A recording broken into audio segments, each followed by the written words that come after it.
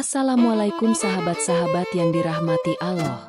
Pernahkah kalian mendengar kisah tentang seorang kiai yang bahkan malaikat mungkar dan nakir pun tak bisa mengajukan pertanyaan kepadanya selama 7 hari di alam kubur? Apa yang telah ia lakukan selama hidupnya? Amalan apa yang membuatnya berada dalam keadaan seperti itu? Kisah ini bukan sekadar cerita biasa, tapi sebuah peristiwa yang mengguncang banyak orang dan membuat para ulama pun terdiam dalam keheranan. Sebelum kita mulai, mari tuliskan sholawat kepada Nabi Muhammad. Semoga dengan sholawat ini, kelak kita mendapatkan syafaat di hari kiamat. Jangan lupa untuk like dan subscribe agar kisah penuh hikmah ini semakin tersebar luas dan menjadi amal jariah bagi kita semua. Langit sore itu berwarna jingga, seolah ikut mengiringi perjalanan seorang lelaki tua yang melangkah perlahan menuju surau kecil di tepi desa. Wajahnya penuh ketenangan, sorot matanya lembut, dan setiap gerak-geriknya selalu dipenuhi keikhlasan. Dialah Kiai Hasan, sosok yang tak pernah lelah menebar kasih sayang kepada siapapun yang datang kepadanya. Di desa ini, tak ada yang tak mengenal Kiai Hasan. Ia bukan hanya seorang ulama, tetapi juga ayah bagi anak-anak yatim, tempat mengadu bagi orang-orang yang kehilangan harapan, dan sandaran bagi mereka yang tersesat. Tidak peduli apakah seseorang kaya atau miskin, berilmu atau bodoh, setiap orang diperlakukannya dengan penuh kelembutan. "Kiai, aku tak punya apa-apa untuk makan malam ini," ucap seorang lelaki tua yang duduk di serambi surau. Tubuhnya kurus, pakaiannya lusuh. Tanpa ragu, Kiai Hasan tersenyum, lalu menggenggam tangan lelaki itu dengan hangat. "Jangan khawatir, rezeki Allah itu luas," ucapnya pelan, sebelum kemudian masuk ke dalam dan kembali dengan sebakul nasi serta lauk sederhana. Tak hanya itu, setiap kali ada orang sakit, Kiai Hasan datang menjenguk, mendoakan, bahkan tak jarang mengeluarkan uang pribadinya untuk membeli obat. Jika ada yang berselisih, ia yang turun tangan mendamaikan. Namun, meski begitu, Kiai Hasan bukan orang yang hidup bergelimang harta. Rumahnya sederhana, hanya berdinding kayu dengan halaman kecil yang dipenuhi tanaman obat. Ia tak pernah menginginkan kemewahan, karena baginya, kebahagiaan sejati adalah saat bisa membantu orang lain. Banyak yang bertanya, bagaimana bisa seorang manusia memiliki hati sebaik itu? Tak pernah terlihat ia marah, tak pernah terdengar ia mengeluh. Bahkan ketika ada orang yang mencacinya, ia hanya tersenyum dan mendoakan kebaikan bagi mereka. Namun, siapa sangka, di balik semua kebaikannya, takdir telah menuliskan sesuatu yang tak terduga. Sesuatu yang akan mengguncang desa ini, dan bahkan membuat malaikat mungkar dan nakir menunda tugas mereka. Malam itu, angin berhembus pelan di desa kecil tempat Kiai Hasan tinggal. Lampu-lampu surau masih menyala temaram, dan beberapa santri tengah merapikan kitab sebelum tidur. Namun, di dalam rumah sederhana di dekat surau, suasana terasa berbeda. Kiai Hasan terbaring di pembaringannya. Tubuhnya tampak lebih lemah dari biasanya. Beberapa santri dan warga berkumpul di sekitar. Wajah mereka dipenuhi kecemasan. "Kiai, apa perlu kami panggil tabib dari kota?" tanya salah seorang santri dengan suara bergetar. Kiai Hasan hanya tersenyum lemah. "Tidak perlu," ucapnya pelan. "Semua sudah ada dalam kehendak Allah. Jangan bersedih, teruslah berbuat baik." Kata-katanya terputus, napasnya tersengal-sengal, namun wajahnya tetap terlihat tenang. Lalu, di detik berikutnya, tubuhnya tidak lagi bergerak. Semua yang ada di ruangan itu terdiam, sebelum akhirnya tangis pecah di antara para santri dan warga. Berita tentang wafatnya Kiai Hasan menyebar begitu cepat. Tidak hanya penduduk desa yang datang melayat, tetapi juga orang-orang dari desa-desa lain, bahkan dari kota yang jauh. Mereka datang berbondong-bondong, memenuhi rumahnya, menangis, berdoa, dan mengingat semua kebaikan yang pernah diberikan Kiai Hasan kepada mereka. Di depan rumahnya, seorang lelaki tua duduk bersimpuh, wajahnya basah oleh air mata. "Beliau yang dulu menolong keluargaku saat kami tak punya apa-apa. Bagaimana bisa aku melupakan jasanya?" Seorang pemuda menunduk, tangannya terkepal. "Kiai yang mengajariku mengaji sejak kecil, yang selalu sabar meskipun aku bandel, beliau sudah pergi. Tapi aku merasa beliau masih di sini."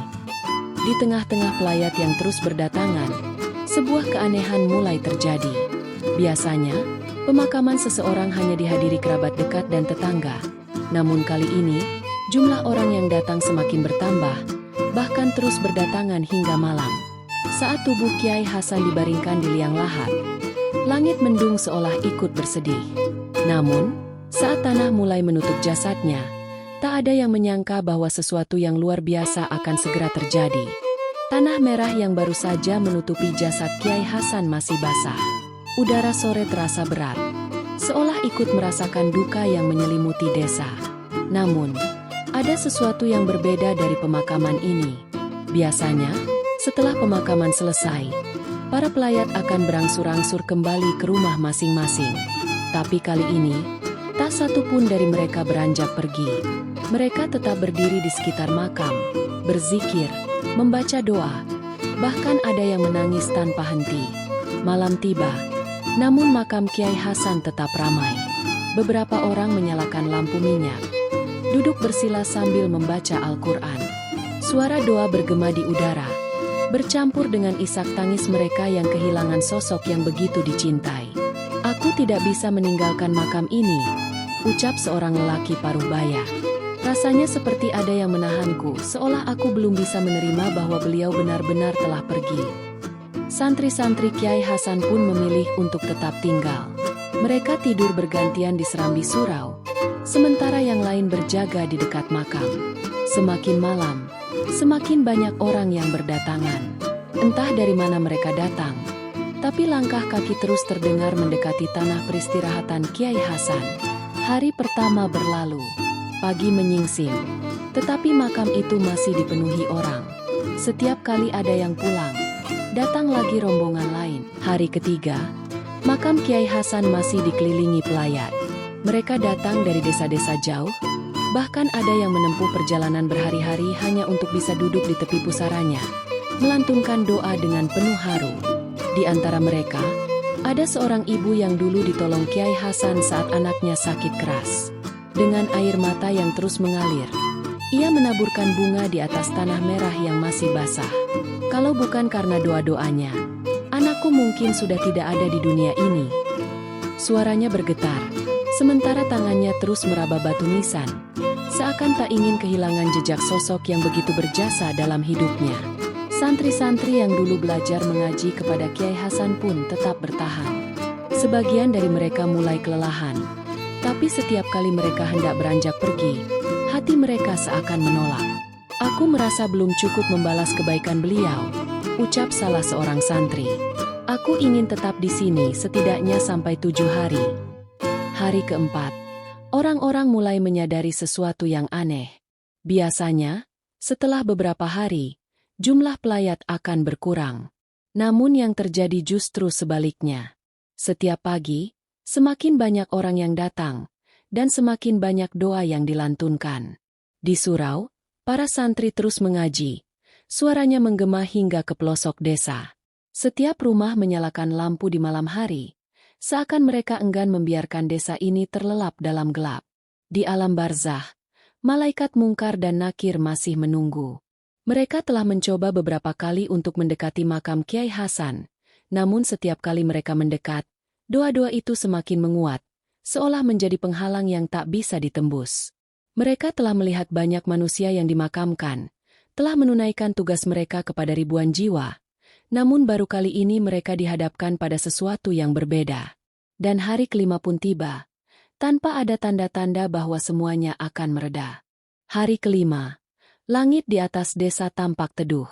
Awan-awan bergerak perlahan, seakan ikut menjaga keheningan makam Kiai Hasan yang masih dipenuhi manusia. Tidak ada yang menyangka bahwa selama ini, tidak pernah ada satupun momen di mana pusara itu dibiarkan sendiri. Setiap kali seseorang hendak pulang, hatinya terasa berat. Ada yang telah berjalan beberapa langkah menjauh, lalu kembali lagi. Ada yang hanya berniat singgah sebentar, namun akhirnya menetap semalaman. Di tepi makam, seorang lelaki tua berdiri dengan mata basah. Ia adalah kepala desa, seseorang yang selama ini begitu dihormati. Namun kini, ia justru merasa kecil di hadapan seorang ulama yang telah wafat. "Aku telah melihat banyak orang meninggal," ucapnya lirih. Tapi belum pernah aku menyaksikan seseorang yang begitu dicintai seperti ini. Hari ke-6, keanehan semakin nyata. Di setiap rumah, di setiap jalan, nama Kiai Hasan masih terus disebut-sebut. Tidak ada yang bisa melupakan kebaikannya. Tidak ada yang sanggup pergi tanpa merasa kehilangan yang mendalam. Sementara itu, di alam barzakh, dua malaikat yang telah menunggu sejak hari pertama mulai saling berpandangan. Mereka masih berdiri di sisi makam, namun tugas mereka belum juga bisa dilaksanakan. Mereka telah mencoba berulang kali untuk mendekati jasad Kiai Hasan. Namun, setiap kali mereka mendekat, doa-doa yang dilantunkan manusia di dunia menjadi seperti tembok cahaya yang menghalangi langkah mereka. Mereka tidak diperintahkan untuk memaksa. Mereka hanya bisa menunggu. Dan kini, hari ke-7 pun mulai menjelang, membawa sesuatu yang akan mengguncang hati siapapun yang menyaksikannya. Hari ke-7 tiba. Namun makam Kiai Hasan masih dipenuhi manusia. Tidak ada tanda-tanda bahwa gelombang pelayat akan berkurang. Bahkan, semakin banyak yang datang, seolah ada panggilan tak terlihat yang menarik mereka untuk hadir. Di sekeliling pusara, santri-santri duduk bersila, melantunkan ayat-ayat suci tanpa henti. Beberapa orang tampak memejamkan mata, meresapi setiap doa yang mereka panjatkan. Tidak ada yang berbicara keras. Tidak ada yang mengeluh lelah. Semua tenggelam dalam haru, dalam kesadaran bahwa mereka sedang menyaksikan sesuatu yang belum pernah terjadi sebelumnya. Di tepi makam, seorang lelaki dengan janggut putih terisak pelan. Ia adalah seorang ulama dari kota yang datang setelah mendengar kabar tentang Kiai Hasan. "Aku telah melihat banyak pemakaman," ucapnya dengan suara bergetar. "Tapi aku belum pernah melihat makam seseorang yang tak pernah sepi selama 7 hari penuh." Langit mulai berubah warna, menandakan bahwa senja akan segera datang. Namun di alam lain, di tempat yang tak terlihat oleh manusia, dua malaikat masih berdiri dalam kebimbangan. Tugas mereka jelas. Sejak hari pertama, mereka telah bersiap untuk mengajukan pertanyaan, sebagaimana yang selalu mereka lakukan kepada setiap jiwa yang telah wafat. Namun, hingga hari ke-7, mereka belum bisa mendekati makam ini. Bukan karena mereka tidak mampu. Bukan karena ada kekuatan yang melarang mereka. Namun, karena setiap kali mereka mencoba mendekat, suara doa-doa itu semakin menguat. Doa-doa itu bukan hanya lantunan dari bibir manusia, tetapi dari hati-hati yang begitu mencintai Kiai Hasan. Dan kini, saat hari ke-7 mulai berakhir, sesuatu yang tak terduga pun terjadi. Senja perlahan menyelimuti desa. Langit berwarna jingga kemerahan, sementara angin bertiup lembut, seolah membawa bisikan doa-doa yang tak pernah berhenti mengalir. Di makam Kiai Hasan, ribuan orang masih duduk bersimpuh, bibir mereka terus melantunkan ayat suci, air mata masih mengalir tanpa henti.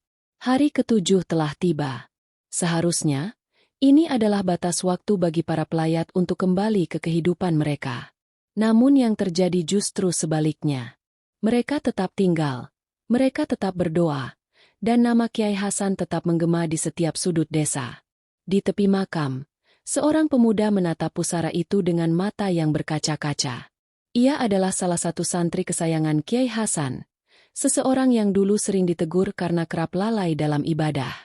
Kini, setelah sang guru tiada, hatinya terasa kosong.